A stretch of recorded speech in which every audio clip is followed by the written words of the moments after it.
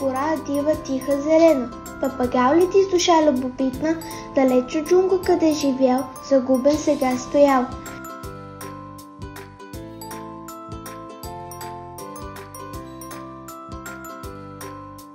В нова среда на приключение се впуска, Софийската джунгла разпуска. Среща паяче домашно и сладко, различно и не толкова опасно.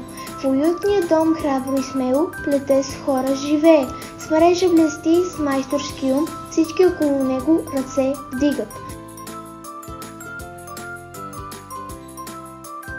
Пчелите трудолюбиви с мед пълнят кошери, опрашват цветята, природата грейва, а мравките с вредици и стойдолюбиви мисли грижат се за всички, без да се киснат.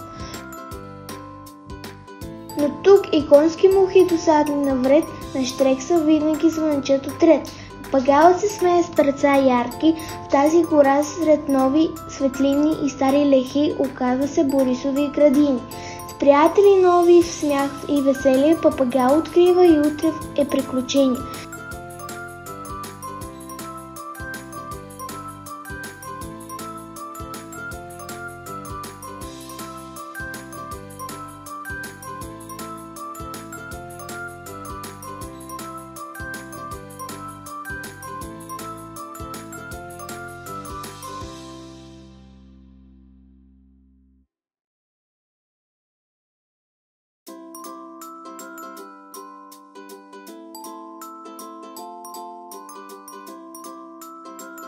Няма да тъжи, няма да се вайка, града буди в неговото чудо, в градината дива хората го хранят густо.